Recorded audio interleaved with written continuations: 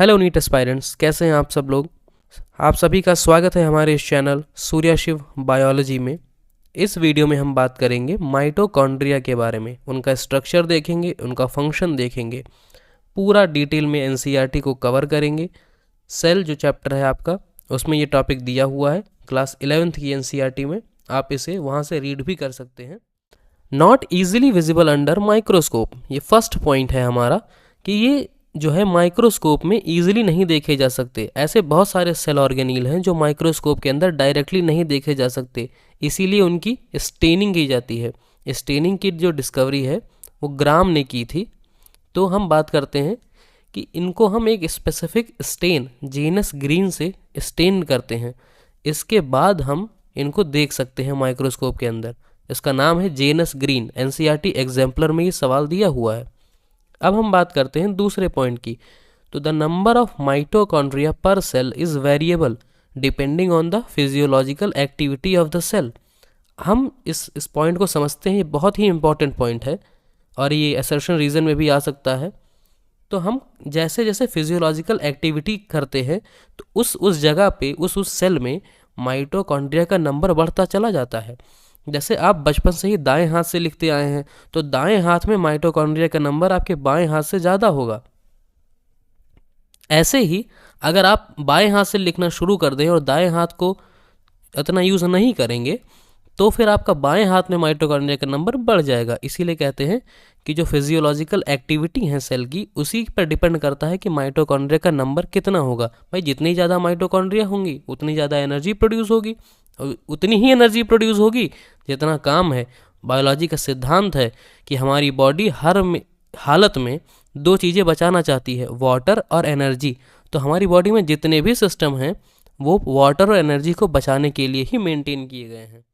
अगला पॉइंट है कि in terms of shape and size also considerable degree of variability is observe, यानी कि शेप और साइज में भी बहुत सारी वेरिएबिलिटी पाई जाती है, यानी कि बहुत शेप और साइज में पाए जाते हैं।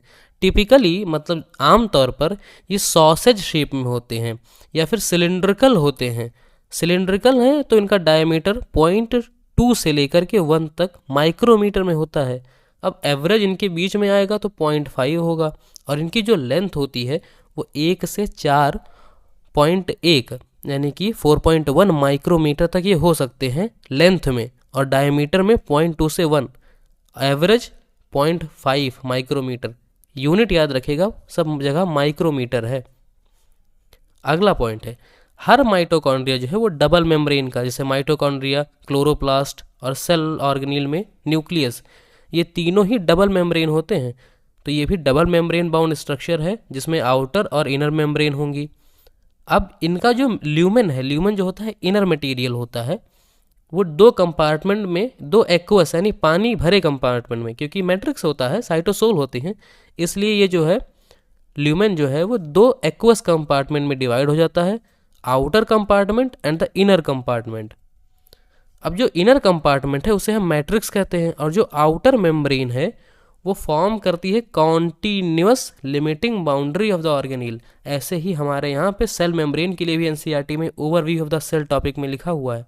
तो ये जो आउटर मेम्ब्रेन है वो लिमिट कर देती है कि बाहर से कोई भी मटेरियल हमारे माइटोकॉन्ड्रिया में ना आ पाए, सेल ऑर्गेनील में ना आ पाए।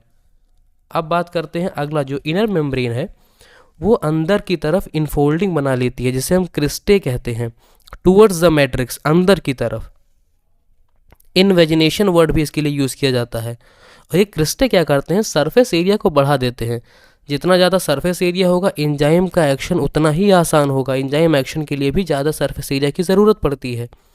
अब हम अगले पॉइंट में करते हैं, द दो मेम्ब्रेन जो है इनकी, उनमें स्पेसिफिक एंजाइम होती हैं। जैसे इनर माइटोकॉन्ड्रियल जो मेम्ब्रेन होती है वो आप ईटीएस में पढ़ेंगे, वहाँ बहुत सारी ईटीएस की एंजाइम्स प्रेजेंट होती हैं। और माइटोकॉन्ड्रिया जो है वो साइट है एरोबिक रेस्पिरेशन, यही आप ईटीएस में पढ़ेंगे, क्रेब्स साइकिल, ईटीएस, वहाँ पे आप पढ़ेंगे। फोटोसिंथेसिस वाले में मैं खुद आपको पढ़ाऊँगा अगले वीडियोज़ में।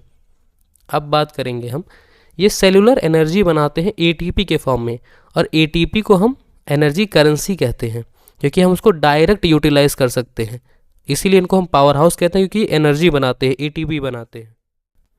जो माइटोकॉन्ड्रियल मैट्रिक्स है उसमें सिंगल सर्कुलर डीएनए भी होता है। ऐसे दो सेल ऑर्गेनील है, एक क्लोरोप्लास्ट है और एक माइटोकॉन्ड्रिया है। ऐसा माना जाता है कि पहले ये एक सेल ही थे, बाद में ये सेल के अंदर प्रवेश कर गए हैं इंडो सिम्बियोसिस से।